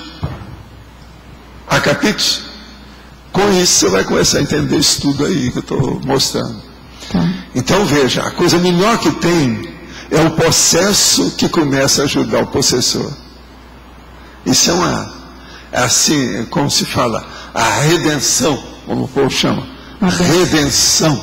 É mais do que bênção. É mais do que júbilo. É a redenção. O possesso que ajuda o possessor. Quer dizer, agora melhorou. Saiu então, Davi contra Golias. Você está entendendo? Entendi. O pequenininho contra o gigantão. E outra coisa, o senhor falou assim, que tem casos, né, até onde o senhor comentou, não, você está bem e tudo mais, mas embora eu tenha sentido menos a energia na hora, eu senti que mexeu mais fundo. Lógico. Aí, assim... Outra coisa, se for mexer mais, vai mexer mais fundo, mais fundo, mais fundo, mais fundo. São camadas que vai... Isso é inevitável. É assim. Agora, se você vai atrapalhar, vamos supor que entre um arco voltaico e o outro, entre um e outro, você volte à situação antiga, às vezes não adianta nada. Então vai mexer, vai ficar tudo do jeito que estava anteriormente, que piorou tudo. Então o negócio é o seguinte, se está caminhando de um lado, o que está sendo atingido vai melhorar cada vez mais. Entendi. Faça a sua parte, que os amparadores fazem a deles. Entendeu? Realmente é assim. Sovaldo, aqui na página 25, detalhismo, você pode comentar a interaciologia? Aonde que está? Interaciologia. A interação paradoxal, corpo fechado, mente aberta. O problema todo é o seguinte, por exemplo, isso é aquela pessoa que caminha para a desperticidade. Ele tem o corpo fechado, ele é desperto. O corpo fechado é o corpo do desperto, ou da mulher, do ser desperto. Agora, ele tem uma mente aberta, porque ele está querendo ajudar todo mundo. A interassistencialidade é o paradoxo. Grandão. Mas é interdisciplinar. Terrível. Obrigado. Está claro? Quem é que está aí com o microfone agora? Pode falar, Thaís. Professor, quando a gente está buscando uma maior convergência profissional, de foco, de atividade mesmo, o que você acha importante a gente estar considerando? Como é que é? O que você quer? Quando a gente busca uma maior convergência profissional, sim, né? Que tem? Além das variáveis, vamos dizer, intrafísicas, conscienciais. A coisa mais séria que você tem que procurar na convergência profissional é o que você vai fazer que possa ajudar maior número de pessoas. Profissão é ajudar os outros. Atacadismo, então. Agora, veja, o que é que você pode sobreviver pelo mesmo tanto e ajudar mais gente? Isso é que é o ideal. E outra coisa muito séria, o que é que você pode fazer o mesmo esforço e ajudar mais gente? Que às vezes a pessoa, ela piora o desempenho, porque o empenho que ela está fazendo exige mais. E ela não viu isso, o resultado é mínimo. Então o problema é a gente procurar o desiderato, a meta, o objetivo, primeiro lugar, que seja mais amplo em matéria de ajuda. Agora, depois, ver as possibilidades, os skills, os talentos, os potenciais da pessoa em matéria de desempenho. Meu alto desempenho nisso aí, eu consigo? Outra coisa, você não pode ficar num subempenho. Você tem que ficar num super desempenho, ou super empenho. Entendeu como é que é? Entendi. Isso é que é uma das coisas mais sérias que as pessoas têm que pensar na hora que estão mudando a ocupação, a profissão, a carreira e outras coisas mais. Isso é sério. Agora, é examinar as nuances do processo. Cada processo tem que ver os detalhes, né? O que é que tem aí, a filigrana da coisa. Hoje, por exemplo, eu estava atendendo uma senhora que tem problemas sérios, que ela tem que resolver. E não dá para você resolver nada para ela, e nem sugerir nada. Uma senhora tem 2 filhos, os filhos ainda são menores. Ela já está vivendo com o marido há muitos anos, mas não está aguentando mais o marido. Ela praticamente é que sustenta a vida, pelo trabalho que ela faz. Agora, ela veio para me perguntar se deve deixar a família, vender a casa para se separar do marido, fazer o divórcio, ou não. Aí a primeira pergunta que eu tenho que perguntar é a seguinte: olha, num caso desse, não tem jeito desse marido ficar aí não, você não tem jeito de consertar o marido, pelo menos uma parte, retoca ele, dá um jeito, leva ele para um trabalho de laminação, como é que é? Óleo, processo de recalchutagem, outras coisas nesse sentido. Não tem jeito por causa das crianças, tem menino muito pequeno, mas tudo vai ficar sob a sua jurisprudência, sob a sua responsabilidade. Ela vira para mim assim: mas já está, faz muitos anos. Então veja, são problemas complexos. E esse processo da profissão é a mesma coisa do problema do divórcio. A pessoa tem que examinar bem, para ver o que é que vai acontecer. Agora, no caso ali dela, ela vai ficar com os filhos, porque o homem não tem nem capacidade para fazer nada. E outra coisa, nesses últimos anos ele está desempregado, e tinha uma má vontade enorme de arranjar emprego, ela que sustenta tudo. Então você já viu, assim tem um monte de mulheres aí nessa. Você vai fazer o quê? Agora, eu perguntei para ela, num caso desse, inevitavelmente você tem que perguntar: já apareceu algum príncipe encantado diferente para um novo casamento? Eu falei: não, eu não tenho interesse em nada disso, nem penso nisso. Então, o negócio é seríssimo. Agora, uma moça ainda jovem, bonita, cheia de vida, um problemão. Agora, você vai fazer o quê? Dá vontade, sei lá, puxar o cara pela orelha assim, colocar ele aí e falar com ele um dia inteiro. Mas você não pode, né? O que vai fazer? Como é que faz? E, professor, quando em paralelo a isso, a gente está à frente a desafios assim, da PROEX muito grandes. Você acha que, por exemplo, o que poderia ser um sensor para a pessoa saber aonde ela tem que investir mais, ou se ela deve recuar, ou se ela deve levar direito esses desafios, independente disso? Não, o desafio é o seguinte: você sempre tem que ponderar se vale a pena ir contra ou se vale a pena desistir. A primeira coisa que você tem que ver. Que às vezes não vale a pena gastar, entende, o chumbo, gastar energia com aquilo. Tem coisa mais fácil de ser feita com melhores resultados. Então isso tudo tem que ser visto. Agora, outra coisa é sempre ver o universo que aquilo atinge. Isso vai para quem? Quantas pessoas estão envolvidas? Vai ajudar quem? Agora, quando o negócio é de uma multidão, a gente tem que ponderar muito. Que às vezes vale a pena todo sacrifício. Entende? Se o problema é grande, atinge muita gente, é uma assistência mais ampla, coletiva, o negócio é diferente. Tem que pensar. Tá certo? Obrigada. Quem é que está com o microfone? É você?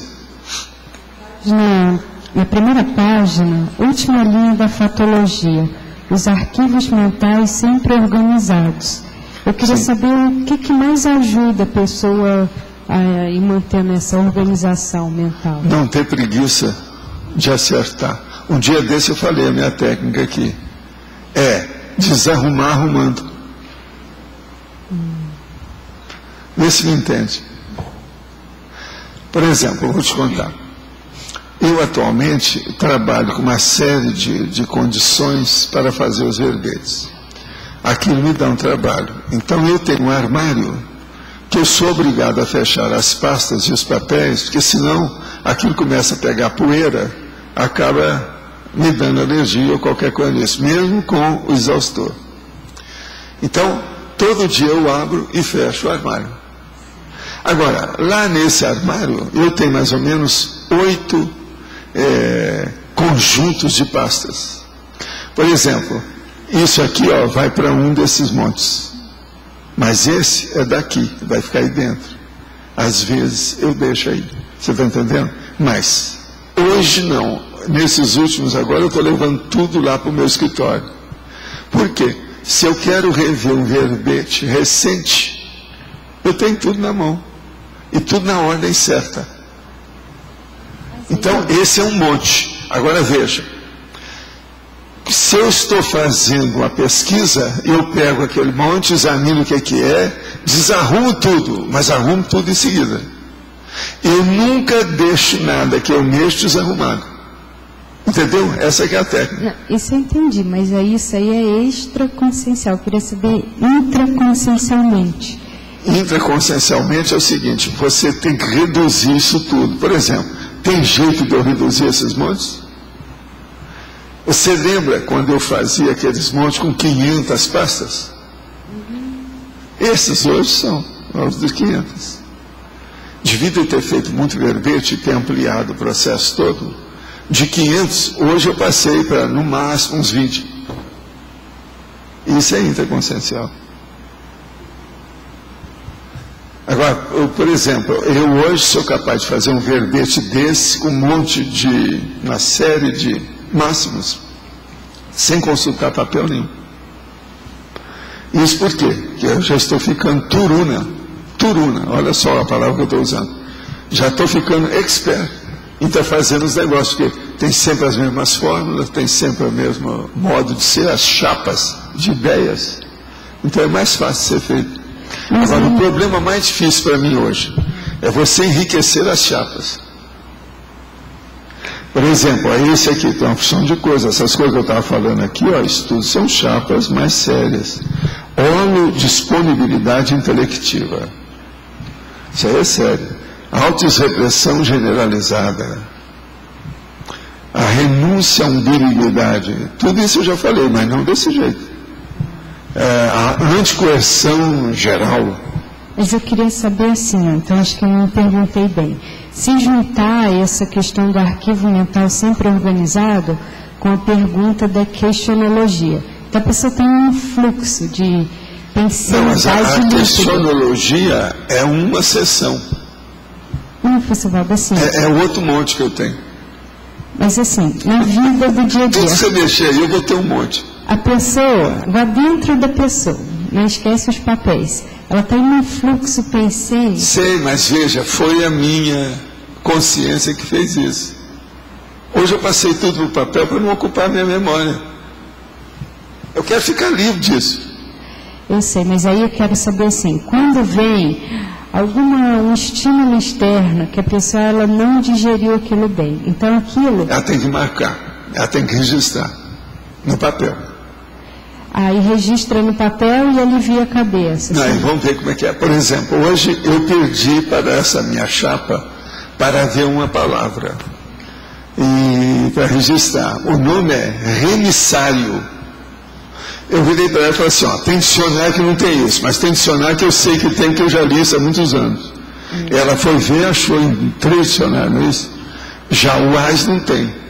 Então eu já pedi para a Adriana, que vai mandar para o AIS a palavra, porque não tem, sabe pôr? Remissário.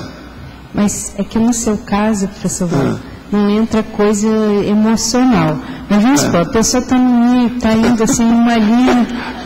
Sei, mas veja, não pode entrar emoção. Se tem emoção, manda a pessoa passear, esqueça a conscienciologia. Não, mas isso é a pessoa ela mesma. Não, se vocês aí estão com emoção, vocês estão combatendo isso. Se são escravos da psicossomaticidade, está danado. Não, mas eu quero saber assim, a pessoa está indo com a cabeça super organizada.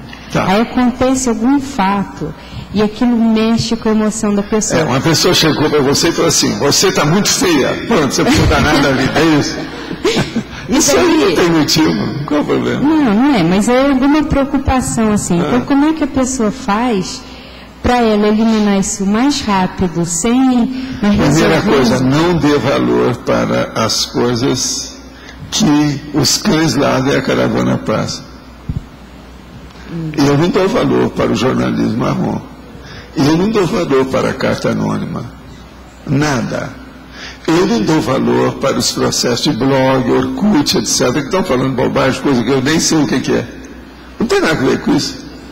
Agora, uma pessoa chega para a gente, o purista, o perfeccionista, o workaholic, ele vai chegar e falar assim, mas Valdo, isso é contra todo o serviço que você está fazendo, você não vai reclamar?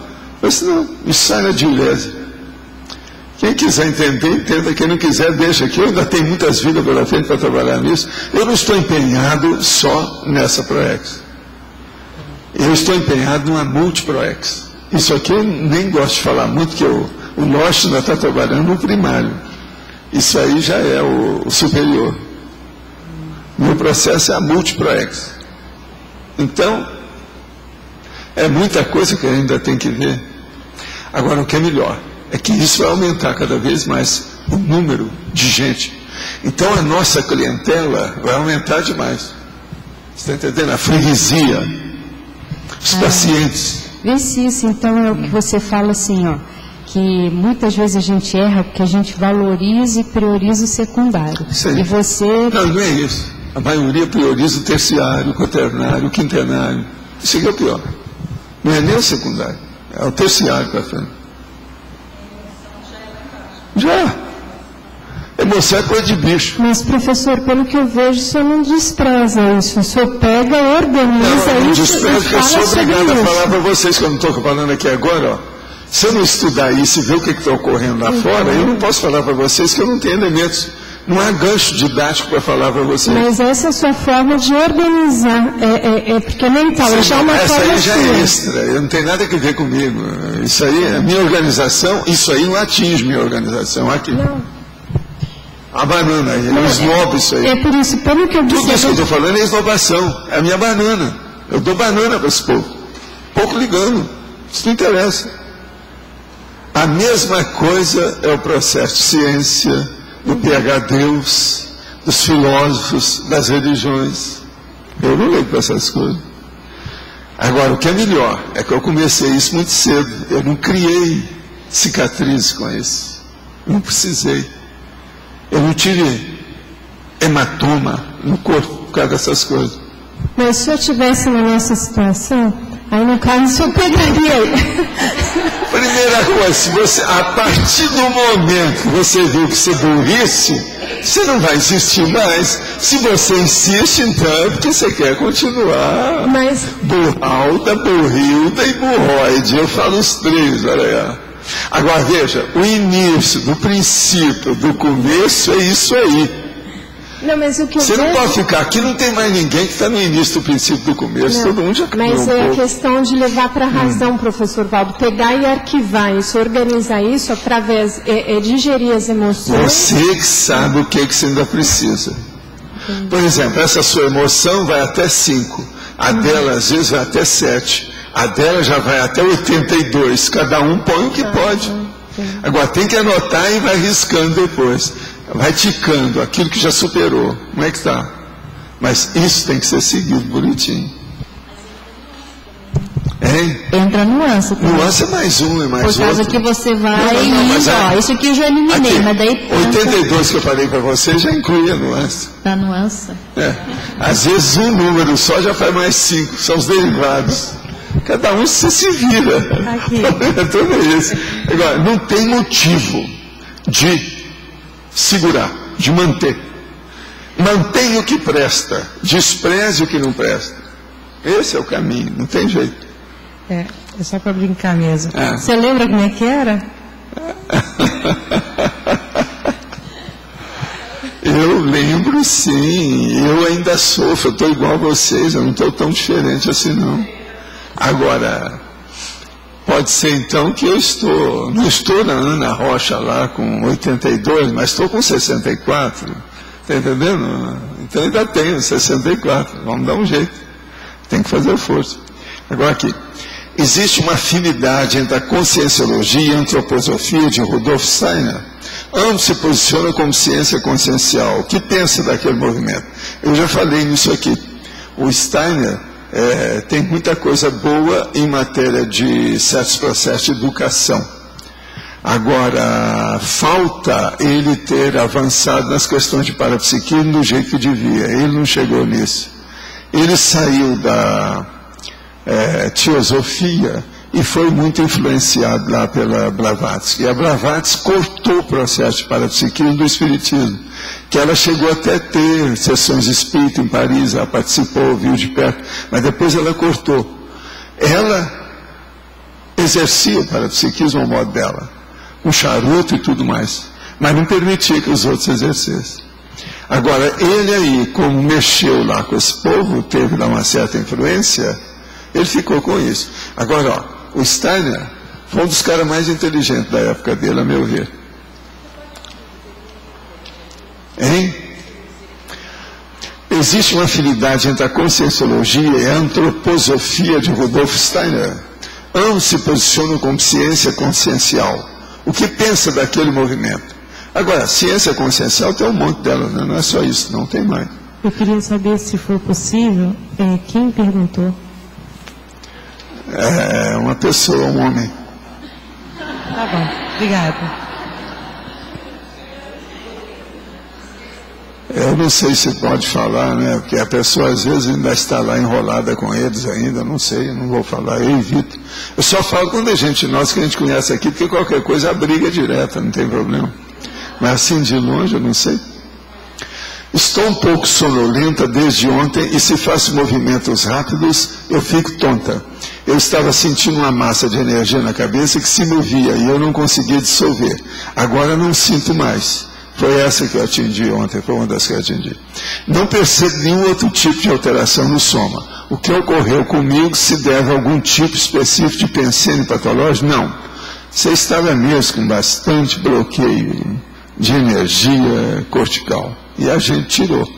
Agora, tem que ir com calma, você não deve fazer movimentos bruscos, não deve dirigir carro, isso durante uns 3 dias seria ideal.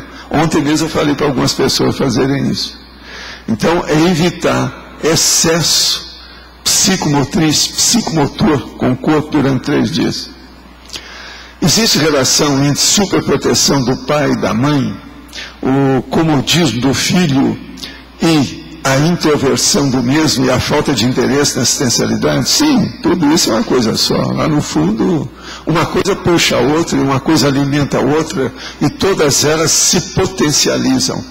Superproteção do pai, superproteção da mãe, comodismo do filho, introversão do mesmo, significa um guru. Por favor, aprofunde mais de que modo a obra que está sendo lançada, o Manual dos Pensamentos Trivocabulares, favorece e qualifica o autoabertismo neopensente. Ele vai favorecer pelo seguinte, é um processo de compactação de ideias. Então, por exemplo, são frases trimembres, ou seja, de 3 palavras só. Então faz a pessoa primeiro pensar. Por quê? Não está explicitando tudo, a pessoa tem que pensar para entender aquelas 3 palavras. 3 palavras é o menor discurso racional mais fácil que a gente tem para falar. 2 palavras faltam coisa, 4 já é discurso longo. Agora 3 já tem tudo, porque geralmente com 3 você já tem aí verbo, substantivo e o qualificativo que você coloca nas coisas. De modo que é isso aí que eu vou explicitar. Agora, uma pessoa, se ela começar a entender bem o que é o mega pensante trivocabular, ela pode começar a aplicar isso em tudo que ela faz na vida.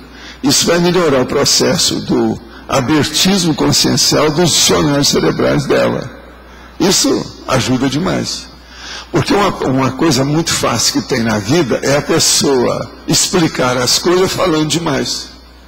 Se você começar a falar demais, você dá tiro com metralhadora no mosquito, você acaba acertando um tiro. Depois que você deu 100 tiros com a metralhadora, algum pegou o mosquito. Agora aqui não, é o contrário. É só um tirinho de 3 palavras para você entender tudo. Agora, por exemplo, uma pessoa que fala demais, verborrágica, ela vai explicar alguma coisa. Ela acaba explicando aquilo tudo que a gente está falando em 3 palavras, ela vai explicar com 30, com 50 palavras. Isso, então, o que é? É muita perda de energia, de tempo, de racionalidade, uma opção de coisa que tem. De modo que a compactação interna do modo da pessoa pensar é uma das coisas mais difíceis que tem. Por isso que a síntese é muito mais difícil do que a análise. Agora, uma análise ampla, às vezes, é muito mais difícil que a síntese. Mas as pessoas tateiam bem fazendo uma análise superficial, não é verdade? Então, elas às vezes têm dificuldade para arranjar uma síntese, mesmo na superficial. Então, o processo de síntese, a gente tem que entender isso muito, porque senão não vai. É o caminho nosso. Vocês já estão nesse nível de entender a síntese. Não adianta mais ficar só na análise, na maiêutica, na exegética, na abordagem, na investigação inicial ou na pesquisa básica. Vocês têm que começar agora a pensar grande. E esse pensar grande vai cair inevitavelmente na síntese. Agora, como é que uma pessoa pode desenvolver as suas investigações, as suas pesquisas, sem ela sair da análise para a síntese? Não tem jeito. Então, por exemplo, vamos supor que você conseguiu fazer uma big de uma investigação, uma big de uma pesquisa. Aí você pesquisou tudo, são mais de 1000 termos que você arranjou ali dentro, 1000 acessos, abordagens diferentes lá dentro. Aquilo foi a análise. Mas veja, que conclusão que você chegou? A conclusão já vai exigir uma síntese. Agora veja, a dificuldade está aí. Quanta gente não faz pesquisa e conclui errado? Isso é uma das coisas mais sérias que tem, até em ciência. Isso é muito comum.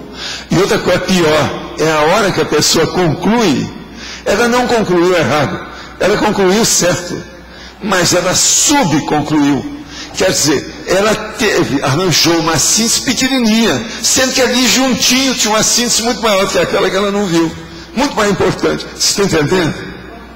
Falta de cosmovisão. Então veja, tudo que nós estamos fazendo com o Mega Pensentro e Vocabulário é para aumentar a cosmovisão de todos vocês. Esse que é o interesse. Professor, sobre a questão da síntese, pode ter uma primeira síntese? Pode. Ainda pequena. Não, mas aí não é do modo. Não é isso. Não, dá licença. Todo grande. Não, deixa eu te falar. Todo grande empreendimento dentro do ciclo análise, síntese, você está entendendo? Se ele é grande, ele vai dar uma síntese que vai ser o primeiro termo da segunda análise. Então, pode ser o primeiro, sim. Uma síntese pode ser o primeiro então, da próxima análise. Então depende do momento evolutivo, claro, não é lógico. Lógico. Você está falando, eu já viu na hora que ela está falando o que ela está pensando. Estou pensando, É lógico, está certo. Você está pensando alto. Nós escutamos. Senhor Val, para a gente fazer análise e síntese, existe, por exemplo, assim, um modus operandi, perguntas que são essenciais que você tem que abarcar aquela análise? Não, a primeira coisa é o seguinte, o que você vai analisar? Olha qual que é o escopo. Qual é a sua meta? O que você pretende alcançar? Qual é o mega foco da sua investigação? Me arranja esse mega foco e a gente vai ver como é que é. Aí você vai ver tudo. Agora, o curso da imagística é justamente isso aí. Vai ter um objeto que é o megafoco. E você que vai ter que falar 200 coisas sobre esse megafoco. Olha, todo mundo aí vai ser um problema. Porque eu aconselho todo mundo ir ao banheiro antes do curso. É muito importante isso. Ir ao banheiro antes do curso. Ontem eu e a Ana trabalhamos. A gente trabalhou, assim, ontem eu e a Ana a gente fez um teste. Aí ela me deu uma palavra e eu dei uma outra para ela. E quem é que deu? Quem é que ganhou? Ela me passou a palavra neve. E você passou o quê? Eu passei um CD. Aí assim, a gente ficou na dúvida, né? se estava correto, enfim, porque a gente não tem muito parâmetro. Mas deu para ver, assim, que espreme o cérebro. Agora, quantas palavras sobre neve ela arranjou? Ela passou para mim. Eu escrevi... Quantas você escreveu? 26. Só? 26. Aí a Ana de Devia CD... fazendo calor na hora. Eu fiz 195 com CD. Se eu fiz correto, fiz 195. Faltou só 5. A gente fez durante 1 hora. Não, 1 hora. A gente colocou 1 hora. Mas do CD. Eu fiz 195. Mas o CD, ela analisou tudo que tinha no CD, né? Falou até que tinha o cocô de mosquito do lado esquerdo. É assim. Professor, o que eu vi assim, quando eu estava fazendo, eu comecei a ver assim, os lugares que eu visito, que me ajudou muito, por exemplo, a holoteca. Se eu valorizava, eu passei a valorizar muito mais a holoteca. Entendeu? Porque daí eu fazia assim, mentalmente, eu tentava ir em cada teca e ver o que eu poderia extrair. Então eu comecei a ver assim, vamos dizer assim, livro, leitura. Então eu comecei a dar muito mais valor, até o programa da Sky, documentário, entendeu? Eu comecei a fazer esse tipo de análise. Pergunta, Ana, muito séria aí para Adriana. Você admitiu dos 195 expressões quantas? Isso que eu estava em dúvida. Porque a dela também tinha coisa da neve que ela já é o seguinte, eu fiquei na dúvida no seguinte, por exemplo, o CD é de música tal e vai ser detalhe. Eu pensei o seguinte, se eu estou detalhando música, ela engloba tudo, não é assim? É isso que eu ficava na dúvida. Não é, por exemplo, um item para cada coisa, música de rock, música disso, música daquilo, isso aqui é uma coisa só, não é? Não. Não? O problema todo depende do que é, porque às vezes no CD tem vários tipos de música.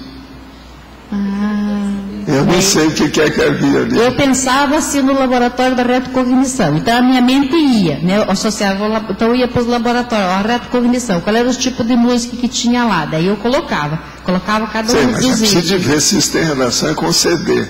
Pois é, mas lá o CD pode de ceder. música. Não pode ceder. Tá. Era esse que a gente ficava. Não pode ceder. Tem que ficar no CD. Então a gente tá... Então deve ter muito furo nisso. Não, então tem furo. Mas é isso que vocês vão ver, esse curso vai ser uma beleza. Então tem furo. Eu, para mim, esse curso só vai funcionar em alto nível lá pelo 3º ou 4º. Por enquanto, o povo vai aprender a participar do curso. Tá. Então, os próprios professores vão ter problema. Eu avisei isso tudo para a Nara, desde o início. Mas a gente quer fazer mais, porque... Não, ainda é o máximo, ainda é o máximo. Uma outra coisa, é muito bom, porque pode dar um diploma para cada um que sair. Nível de burrice e tal. Tá. Deu para perceber. Ele é ótimo, ele dá um resumo da história. Deu para perceber. Deu para perceber. Mas Ô, nave capitânia, você vai participar desse curso? Claro, claro. Então vocês estão perdidos, já tem uma ganhadora do curso. Mas, pois é, professor, eu queria sugerir, o senhor falou nível de negativo.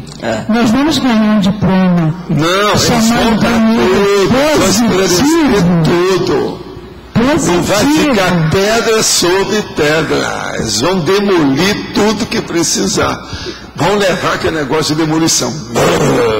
Que derruba tudo. E vai ficar o ano todo pendurado o resultado? Não, isso vai ser rápido. Eu já tenho jeito, eu já andaram estudando tudo isso. Vocês se preparam, porque as pauladas vão ser de alto nível. Tudo paulatinamente.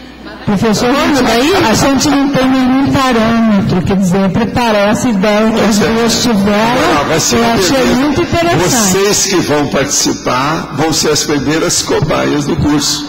Relaxe e aproveite. Eu acho isso o máximo. Professor, como vai ficar registrado essa experiência? Vai ter tudo registrado para todo mundo, vai escrever tudo, e os professores também vão escrever o resultado.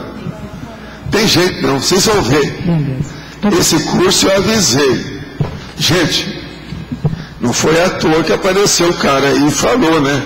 Eu já tinha ideia disso há muitos anos, está lá nos meus conceitos. Ele chegou para mim e disse, agora está na hora disso. Falou o que era.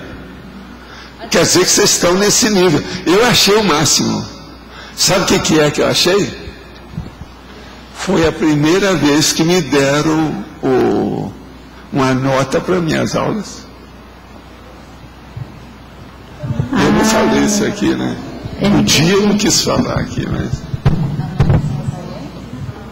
deram nota para minhas aulas, esses anos todos de Conscienciologia. Por quê? Gente, raciocina. A hora que ele chegou e falou, não, agora está na hora dessa ideia lá, vamos fazer isso. Quer dizer, então, que eu caminhei e preparei vocês para chegar nesse nível. Se a pessoa tivesse feito isso no início do princípio do começo, não dava nada. O povo ia me xingar, ia falar, esse cara é louco, hein? Cuidado.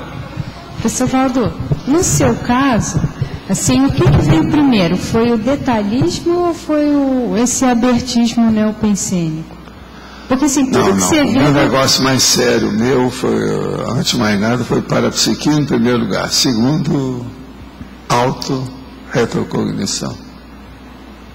Agora, terceiro, foi o próprio parapsiquismo de retrocognição. A hora que o povo começou a dar mensagem, me expor na situação, eu fora do corpo, através de mensagem, isso e aquilo, o que é que tinha? Aquilo enriqueceu o que eu lembrava. As minhas coisas são essas três coisas que me favoreceram mais. Agora, terceiro, quarto, leitura, estudo, uma loucura o tempo todo e tal. Não, o que eu fico intrigada é que no dia a dia, você repara tudo, né? Mas tudo que você repara de um ângulo diferente. Não, não é bem diferente. Mas é assim... Eu reparo por um ângulo convergente. Tudo que eu falo tem relação com aquilo que eu faço. Mas você dá valor a pequenas coisas que você repara? Mas veja, tem coisas pequenas que eu dou valor, que as outras pessoas não dão, porque elas não têm a cosmovisão que eu já tenho por causa do parapsiquismo. O problema é esse. Agora, comigo é mais fácil do que parece. Você olhando de fora a minha situação, parece que foi um problema para eu chegar nisso, não foi. O parapsiquismo, ele abre caminho. Isso tira as portas, abre tudo. Mas aí o que é mais impressionante, aí você vê a minhoca quando está subindo no caminho da lógica, aí você já associa com um monte de coisa. Já. Mas aí também você vê o parafato, então tudo junto. Agora, por exemplo, pensa bem, a hora que eu vou ver a minhoca que foi trazida pelo assediador, ou o rato que está sendo o nome, veja bem, no rebanho, você sabe como é que é? Tangido. O assediador tangiu o rato para ele entrar e fazer aquilo. Tanger. Tudo isso eu somo, tudo tem relação comigo. É por isso que você faz um monte de perguntas o tempo todo. Por exemplo, tem coisa de inseto que ultrapassa os assediadores. Eles não dão conta das aranhas. Estuda a observação minha, você não vai achar isso em livro nenhum, ninguém viu isso. Mas agora por quê? Por causa da minha situação, processo parapsíquico. Eu estou examinando umas coisas que médium nunca teve tempo para isso, não se dedicou, não interessou. Eu não, eu me interesso. Por que as aranhas, os assediadores, não dão conta das aranhas? Tem aranha de todo tipo, é muito difícil, é muita coisa. É difícil de tomar conta de uma aranha. A aranha era muito poderosa dentro do bico-universo dela. Então é um senhor problema. Você está entendendo? Ela é muito autossuficiente. Então será que o que vem antes disso é aquele negócio que tem lá no 700, que você fala assim, que a pessoa deveria se interessar por tudo que aparece na frente? Sim. Aí se a pessoa começar a fazer isso... Lógico.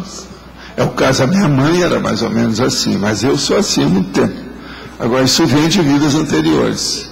Agora, por exemplo, o que me ajudou mais nisso foi o problema do professor que me ajudou com a história natural, que era a biologia, que a gente saía de manhã, 5 horas da manhã, um frio danado para examinar o campo. E outra coisa muito séria também, que eu comecei a ver os detalhes. Eu estudei muita microbiologia. Você está entendendo? Microbiologia, exame de cocô, de urina, esse troço todo, você está entendendo? Microscópio, isso tudo eu vi. O que eu já falei, por exemplo, determinados tipos, por exemplo, de células, de vírus, de bactérias, esse negócio, isso aí não é de brincar. Certas coisas que chamam a atenção. Por exemplo, a célula que existe de Hodgkin, você nunca vai esquecer. O dia, por exemplo, que eu já tinha estudado tudo sobre o processo, a histolítica, e aí eu fui fazer exame e eu vi que eu estava com a histolítica. Aí eu fiquei louco, porque eu conheci o negócio todo, falei, eu tenho que acabar com isso. Foi uma das coisas que, em matéria de doença, isso me perturbou mais do que meu infarto. Que a ameba, ela comendo você, a ameba histolítica, fazia um buraco, eu falei, daqui a pouco eu estou um buraco na barriga. Que eu já estava acostumado com isso, que já tinha feito, que lá na área tinha demais. Agora, fui tomar água na casa de um paciente, você está entendendo? A água, peguei a ameba histolítica com os negócios que estavam lá, tudo. Agora, não tem jeito, e você sabia, o negócio é terrível. Em matéria de cólon, processo de exoneração, o empuxo que dá, é o puxo que chamam. Esse negócio da ameba histolítica é uma loucura. Parece até com uma explosão lá embaixo. O negócio não é fácil. Agora, quando eu vi que eu estava aqui, o negócio bem claro, eu falei assim, eu tenho que combater isso. Fui tomar tudo quanto era remédio, concentrei naquilo, 3 meses depois não tinha mais nada. Mas, ó, 3 meses de serviço. Ameba histolítica. Eu nunca vi. Histolítica, você sabe o que é? Isto quer dizer tecido. Lítico quer dizer que apodrece, que elimina, que liquida, que mata. Então é a morte do tecido. Ela come, porque ela vai comendo, por isso que é histolítica. Ela não para hora nenhuma. Você vê no microscópio. Aquilo então é para essa gente 24 horas. O negócio está me comendo. Quantas são? O que é estão? Estão aonde? Gente, isso é um absurdo.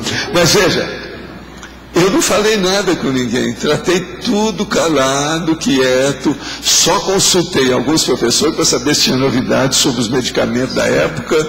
Eles falaram, não é mais ou menos esse, você está estudando, eu tomei tudo certinho, em 3 meses não tinha nada. Agora, foi um tal de fazer exame, você está entendendo? Para ver tudo. A ameba histolítica hoje é muito raro, o povo nem tem isso mais. Agora, lá no interior, não, lá, você sabe, a turma do bicho de pé, etc. A última coisa está aqui na hora. Eu nunca vi você falar assim, eu não tenho tempo para ver isso daqui. Não, eu já tive. De vez em quando os caras me perguntam as coisas, eu falo assim, eu não tive oportunidade de estudar isso aí, eu não tenho competência para falar o que é isso. Falei até os negócios do Adorno, como é que é. É não ter competência uma coisa, mas outra coisa é a pessoa que ela fala que ela é muito ocupada, então ela não tem tempo para certa... Não, eu olho tudo que me interessa. Geralmente esse que eu não tenho competência é porque eu não dei valor para aquilo. Eu estou te abrindo o jogo. Por isso que eu não tenho competência, porque eu não me dediquei. Se eu tivesse me dedicado, eu estava com competência. Agora, não me dediquei por quê? Porque não me interessou. Não interessava por quê? Porque não era importante. Por isso que eu estou falando, tudo que eu vejo tem relação com o meu objetivo. Tudo tem convergência. Isso aqui é a regra. Se você pensar nisso, as coisas mudam de figura. E outra coisa, você enriquece mais sua vida. Porque tudo está caminhando para a mesma meta. O fim é o mesmo. É o que acontece comigo. Eu peguei consciência, desde que eu falei o negócio da cabeça. Aos 14 anos eu já sabia como mexer com aquilo. Acabou. Porque o negócio da minha cabeça aqui foi muito menor. Eu tinha 4, 5 anos quando começaram a fazer pressão para eu ser músico. E eu dando conta. Entende? Agora, gente...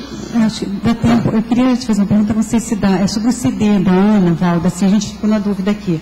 Por exemplo, se você vai cair um CD para você, se é um CD de música italiana... Então, se eu entrar com minhas ideias dirigindo para a Itália... Não, o CD está na sua frente. Você vai analisar o CD? Sim. Então, você tem que examinar tudo o que está ali. Você terá tudo a seu favor se você já conhecia aquele CD. Que você analisar o CD sem ter conhecido o que tinha dele, o miolo dele, está danado. Agora, você tem que analisar o que está lá. Esquece o resto. problema é o objeto que está ali. Eu sou o objeto. Não inventa coisa, não. Inventou, o professor vem em cima. Tá. Então, aos nossos comerciais, por favor, que hoje está passando da conta. Você pegou mau jeito, é que... Tá bom. As pontuações da tertúlia de hoje foram 22 votos online, 16 perguntas respondidas online, 25 perguntas presenciais, 59 assinaturas no livro de presença e 8 praticantes da técnica de Invexis. Hoje só temos o recado da Rosemary Salles, da dinâmica da escrita. Os verbetes para a votação de hoje. Antimaternidade sadia. Consciência da contradição. Diletantismo antievolutivo. Discurso da obsolescência. Escrúpulo. Ilusão da regularidade. Insegurança institucional. Instrumento pró-saúde. Integridade consciencial. Logos. Maternidade lacrimogênica. Medida justa. Mega complexes. Nanotecnologia pró-paz. Paratecnologia da intelecção. Pessoal, segunda-feira nós estaremos começando uma nova turma da dinâmica da escrita. Então vai começar às 15 horas, as pessoas que quiserem participar. São 2 horas de campo de escrita, onde cada um leva seu material e vai produzir a sua GESCOM, e meia hora de debate, troca de ideias entre os participantes. É uma dinâmica semanal, o valor é R$50 e acontece lá na sala da Unescom, número 205, no discernimento. Os interessados podem procurar pelos autores aqui mesmo na tertúlia. Obrigada.